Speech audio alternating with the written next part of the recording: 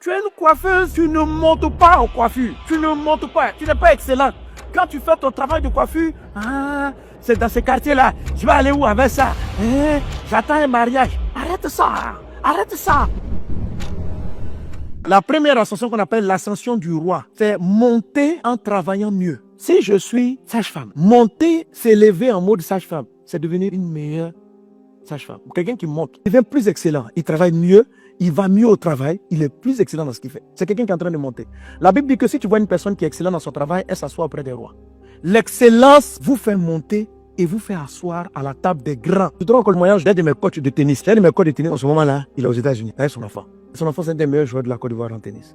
Et c'est lui-même qui l'a coaché avec d'autres amis. Quand tu vas me parler de son enfant, tu sens qu'il est fier. Et c'était dans une grande misère. Quelquefois qu'on arrive au tennis, il dit coach, tu sens qu'il dit non, j'ai fait un coup de footing qui était quelque part derrière Koumassi. C'est parce qu'il n'a même pas l'argent de transport. Mais il y avait une chose. Quand il a commencé à écouter mes posts. Il dit pasteur, tes messages me transforment. Et malgré ce petit travail, parce que quand tu es coach, c'est pas facile. Mais une chose qu'il y avait, c'est qu'à force d'écouter les messages, il est devenu juste excellent dans son travail. Il est là, il est toujours ponctuel. Et il prenait aussi un moment de vie. Quand il dit il est là, 8 heures, il arrive à 8 heures. Quand tu vas travailler, mais lui, il est sur ta vie. Il dit que le jour où on a la paresse, on ne veut pas venir. Il dit, il faut venir. C'est comme ça on change. C'est comme ça on s'améliore. Tu sentais quelqu'un. Tu avais la volonté. C'est-à-dire qu'il nous motivait. Mais vraiment toujours sympa. C'est pas le gars qui va vous embêter. Juste excellent dans ce qu'il fait. Et puis maintenant, à un moment donné, moi-même, je dis, tellement son fils joue bien au tennis, je lui ai dit, bon, on va tout faire, l'enfant va partir. Parce qu'au niveau de l'église, on a aidé beaucoup de jeunes sportifs à aller faire sport-études. Donc lui, il a fait le TOEFL, il a fait les trucs, il a demandé sport-études aux États-Unis. Les gens ont vu son jeu. Les gars disent, je le veux. Donc pour lui, son visa, c'était presque sûr. Il fallait qu'on trouve les moyens. Dieu a fait grâce, Dieu a pourvu. Et le papa accompagne son enfant pour aller déposer le passeport pour recevoir le visa. Les deux vont à l'ambassade. Pendant que l'agent reçoit le fils, l'agent lui demande, monsieur, et vous? Vous n'accompagnez pas votre enfant? Mais il a amené le passeport, on a mis le visa. La grâce confondante. C'est-à-dire que pour lui, quand Dieu dit de monter l'âge, vous comprenez? Mais toi, tu aurais déchaussé de ton travail. Proverbe 16, verset 3, dit ceci. Recommande à l'Éternel tes œuvres et tes projets. Regardez la phrase. Dieu ne dit pas de recommander à Dieu nos projets. Non, il dit de lui recommander notre ouvrage et nos projets réussiront. Mais on ne prie pas vraiment pour les projets. Tes œuvres, c'est qu'est-ce que tu fais maintenant. Le projet, c'est ce qui n'est pas encore arrivé. C'est ce que tu souhaites qui arrive. Mais ton ouvrage, c'est ce que tu fais maintenant. Ce que tu es en train de dire, c'est que la réalisation de tes projets dépend de la qualité et de la gestion de ce que tu fais dans le présent. Ne soyez pas là pour dire seulement, je vais prier pour mon projet. Je veux voyager, je veux voyager. Mon frère, ça c'est le projet. Tu es en train de gêner et prier pour un projet. Le projet, on l'écrit. Écris la vision, écris la prophétie.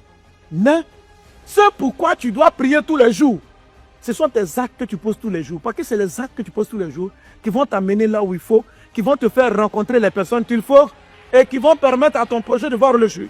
Le projet, il voulait changer de vie. Ce coach de tennis, ça c'est le projet. Mais c'est quoi ses œuvres? Il ne sait pas faire beaucoup de choses. Il n'a pas fait de longues études. Il sait faire du tennis et il sait entraîner les gens. Il est devenu juste excellent dans ses œuvres. Il a remis ses œuvres.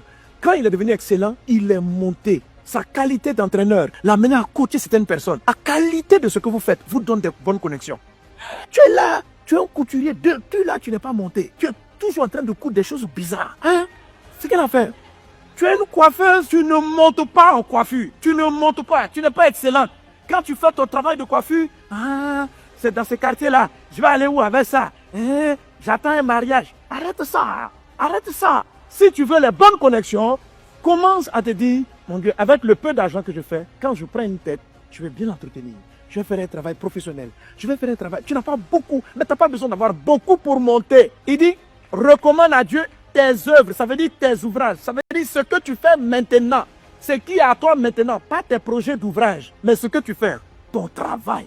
Et tes projets réussiront. Dans le présent là, tu fais quoi? Je fais ton fils. Tu fais ton fils. Amen. Recommande à Dieu.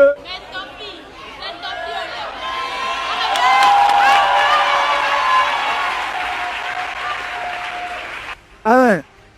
Oui, ça dit que quand tu fais ton tofi là, ça dit que tu dois devenir une experte en tophytologie. Alléluia.